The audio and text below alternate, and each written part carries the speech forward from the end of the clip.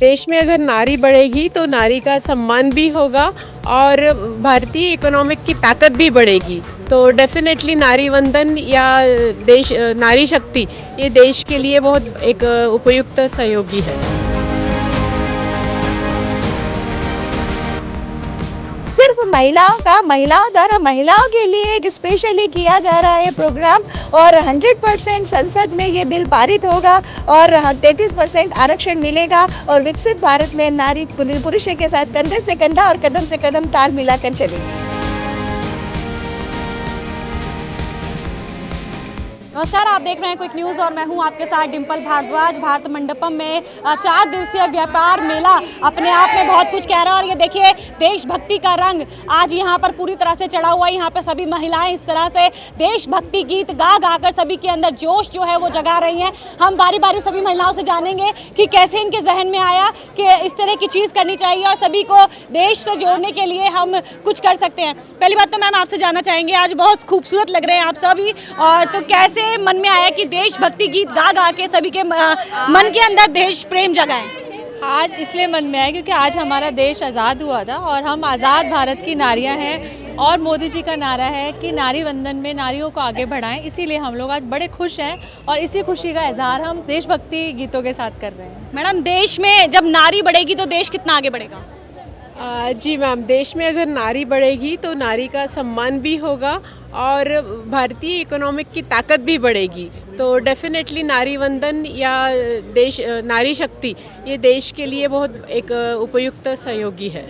लोग मानते तो हैं कि हाँ, पुरुष और नारी का एक जोड़ा होता है, वो एक समकक्ष होते हैं, लेकिन फिर भी कहीं ना कहीं महिलाओं को पीछे देखा जाता था आज से कई साल पहले तक। लेकिन जब से देश में एक भगवा सरकार आई है, महिलाओं के बारे में सोचने वाली सरकार आई है, उसके बाद से कहीं ना कहीं ये सोच बदली है और 33% आरक्षण की बात हो, महिलाओं को आगे बढ़ाने की बात हो, वो सरकारें यहाँ पर कर रही हैं। तो आज नारी वंदन का ये प्लेटफॉर्म भी उसी की एक बानगी है। कैसा लगता है? बहुत अच्छा लग रहा है क्योंकि आज जो ये नारी वंदन देख रहे हैं सिर्फ महिलाओं द्वारा महिलाओं के लिए एक स्पेशली किया जा रहा है प्रोग्राम और 100% संसद में ये बिल पारित होगा और 33% आरक्षण मिलेगा और विकसित भारत में नारी पुरुष के साथ कंधे से कंधा और कदम से कदम ताल मिलाकर चलेगी। अभी तक महिलाएं मैम घर से छोटे मोटे बिजनेस कर रही थी, लेकिन उनको कोई नाम नहीं मिल रहा था, कोई पहचान नहीं मिल रही थी। लेकिन आज हम देख पा रहे हैं एक बड़े बड़े प्लेटफॉर्म के जरिए जो सरकार इनिशिएटिव ले रही है, उनको उनके ब्रांड, उनके काम को एक ब्रांड बनाने की और काम किया जा रहा है, उनको एक पहचान देने की काम किया जा रहा है।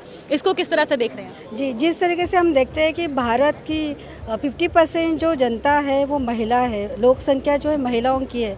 अगर हम इकोनॉमिकल बढ़ाना चाहते हैं भारत की, तो हमें हर देश के छोटे छोटे कॉर्नर में जाके महिलाओं को आगे लाना पड़ेगा, उनको प्लेटफॉर्म देना पड़ेगा और वही उद्देश्य लेके confederation of all India trade association के अंतर्गत नारी वंदन आप जो ये देख रहे हैं, वही उद्देश्य और विजन और मिशन लेके हम लोगों ने ये प्लेटफॉर्म दिया हुआ है। और हमें बहुत खुशी है कि भारत विश्व के अलग अलग कॉर्नर से, छोटे गाँव से अगर आप देखोगे कि बहुत सारे महिलाएँ कुछ मेडिकल में है, कुछ IT में है, बट उन्होंने वो छोड़ के अपने भारत का स्वदेशी जो भी आर्ट है, कला है, उसको आगे बढ़ाने का काम वो कर रही है।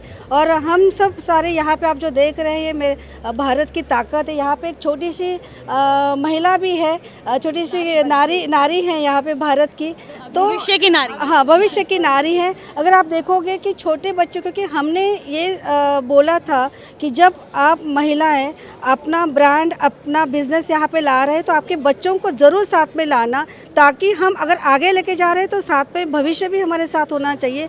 क्योंकि हम स्वदेशी, जिस तरीके से हमारे माननीय पंतप्रधान बोलते हैं, उन्होंने गाइड किया हुआ है कि हमारा जो स्वदेशी है उसको हमें, उसका व्यापार हमें बढ़ाना है। और ये प्लेटफॉर्म का विजन और मिशन यही है कि भारत का जो व्यापार है वो ग्लोबल तक किस तरीके से पहुँचे, बस वही विजन मिशन लेके हम यहाँ पे आज काम कर रहे हैं। बिल्कुल मैम, हम देखते हैं कि महिलाएं घर के अंदर सिलाई भी करती है, कढ़ाई भी करती है, बुनाई भी करती है, लेकिन वो फिर भी पहचान नहीं बना पाती। ऐसे में जब प्लेटफॉर्म मिलता है और पहचान बनती है तो कितना हौसला बढ़ता है एक महिला का। बिल्कुल, और मैं आपको बताना चाहूँगी कि CAT, confederation of all India traders, एक ऐसा प्लेटफॉर्म है महिलाओं को, और CAT women wing, CAT national women wing